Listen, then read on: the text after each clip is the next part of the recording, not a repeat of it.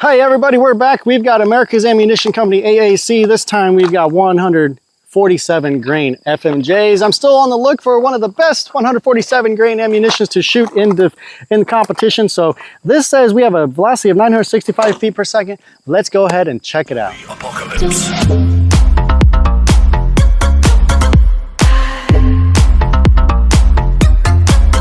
All right, we got the Mantis setup and the chronograph. Let's go ahead and check it out. We're gonna do Mantis first, recoil analysis. I'll call out the velocity and add them to the other velocity once I do that, because I can't have two applications open. So right now we got recoil meter, start that, and we got the chronograph going here. Let's go ahead and see what we get. Adjust my phone here for you so you guys can hear what I'm saying. All right, here we go. Not too bad on the recoil, it felt like. 10.3 muzzle rise, very nice. 864, by the way, on the velocity, so it's slower than what it actually rated for. 928, 954, 942, 938. All right, and that's it. We did 6 shots, average muzzle rise, 12.04. Wow, okay, I was not expecting that. That shot really light compared to some other ammunitions. I'll put that on the screen with the comparison, but the average muzzle rise, that's what I primarily focus on, is only 12.04 degrees. So we'll put that all together and do a quick summary for you. Let's load up 5 more rounds just to get the chronograph averages as well for you. Okay, let's go back to Chrono DigiLink. All right, starting fresh here on the chronograph, 5 rounds, AAC 147 grain ammunition. 933, 919, 927. Chronograph is about 5 yards away, by the way. 927, 2 927s in a row.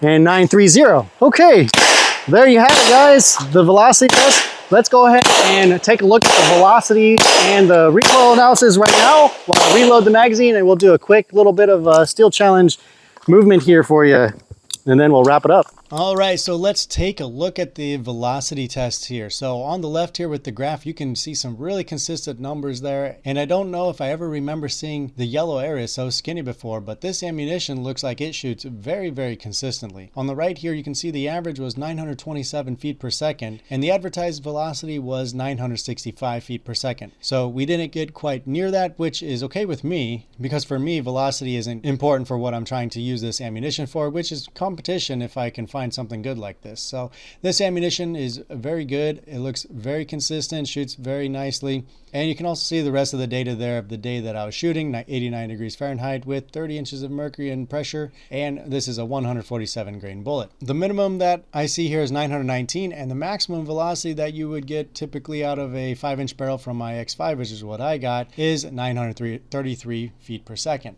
So here we can take a look at the Mantis X10 recoil data. So in the table above is this ammunition, the 9mm from AAC, the 147 grain, and you can see the muzzle rise on average was 12.04 degrees, which was very, very good, as you can see in the comparison tables down below. The recovery time, recoil width, and recoil angles are all very respectable. That recovery time of 0.28 seconds is very good, actually. And then so down at the bottom, I added this ammunition to the other ammunition test that I did in some other videos, if you guys have seen some of that. So I thought I'd just continue the trend here and continue adding ammunition as I go. So the AAC is very good on muzzle rise. It's the second best, actually, at 12.04, basically matching Defender almost. It's very close as well to that.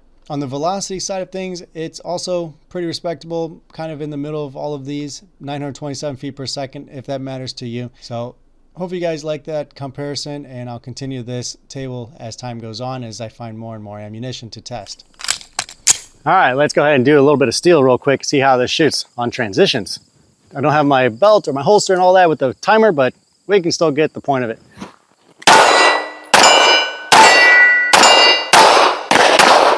All right, not too bad. You really got to get your grip on it, even though it does feel like it has less recoil. The Defender Ammunition Pro Series felt like I was a little bit quicker with it.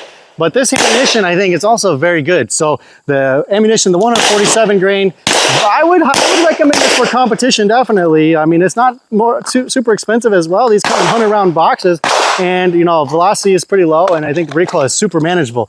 So at the end of the day, go ahead and I think I have a positive impression of this company after all the rounds that I shot so far. I showed you guys the recoil management or the recoil analysis and the velocities. I think it's really good ammunition. Go ahead and pick yourself up some. It seems like a new company, but I don't know how long they've been around. I think I just started seeing boxes in the last 2 or 3 years or so, like that, something like that. But yeah, great ammunition from AAC. You won't be disappointed if you're using competition or if you want something that shoots a little bit lighter than what you're used to. So if you guys like this video, go ahead and click like and subscribe. Comment in the comment section if you like these types of ammunition review videos, and we'll just make them quick like that. Recoil analysis and velocity measurements and a quick little shooting here. We're not just going to bore you guys with just tons of shots, just give you a quick overview and summary of what I think about the ammunition. We'll see you guys in the next video. Apocalypse.